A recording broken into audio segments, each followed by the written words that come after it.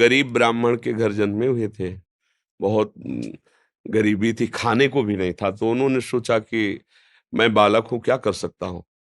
तो यज्ञोपवीत हो गया था, गायत्री मंत्र मिला था। तो गायत्री का पुरस्चरण होता है, 24 लाख गायत्री मंत्र जपने को एक पुरस्चरण कहते हैं।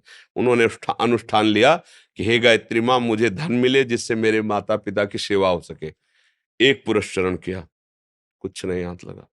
दूसरा पुरस्चरण, 23 पुरस्चरण किए, 23 पुरस्चरण, 24-24 लाख गायत्री मंत्र के।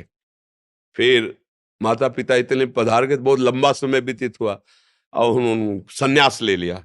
जे भी संन्यास लिया तो साक्षात माता गायत्री सामने प्रकट, और उनका आप जो तुम चाहो, देवराज इंद्र का पद भी चाहो तो तुम्हें दे। बोली माता, मुझे जरूरत थी, मेरे माता पिता भूखों मर गए, उनके लिए मैं आपका मन। बोले तुम्हारे 24 ऐसे महापाप थे जिनके कारण तुम्हें धन का सुख नहीं मिल सकता था। अब तुमने 23 पुरस्चरण किए, वो खत्म हो गए, और सन्यास ले लिया, 24वां अपराध न। अब तुम जो चाहो। बोले अब हमें कुछ ले, अब तो सन्यासी हो चुके हैं, अब तो बस ऐसा आशीर्वाद दो कि जिस धर्म में है उसी में दृढ़ हो जाए। इससे पता चलता है कि तुम्हारे जो पूर्व के पाप हैं, जब तुम सुख साधन में लगते हो तो वो विघ्न पहुंचाते, तभी तो तुम्हें दुख पहुंचेगा, क्योंकि तुमने जो पाप कर्म किए उनको तुम्हें भोगना पड़ेगा। तो अब जैसे किसी पापी आदमी को देखा जाता है, वो जो करता सफल होता चला जाता है, तो आपको संशय हो जाएगा कि हम तो धर्म से चल रहे, जो करते उसमें निष्फलता, और ये सफल होता चला जा रहा है, क्योंकि उसका सर्वनाश होना है।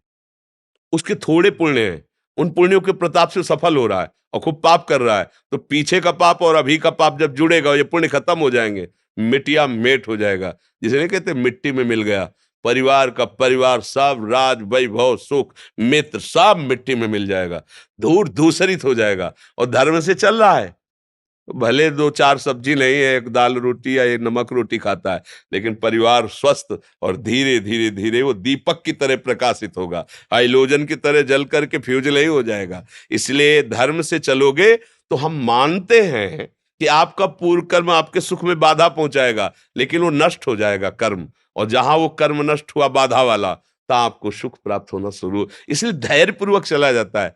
किसी भी धर्मात्मा पुरुष के चरित्र को आप पढ़ करके देखो, तो आपको मिलेगा कई विपत्तियां आती है, कई संकट, तो उससे थोड़ी आ रहे हैं जो अभी कर रहे हैं। ये पुरानी फसल है।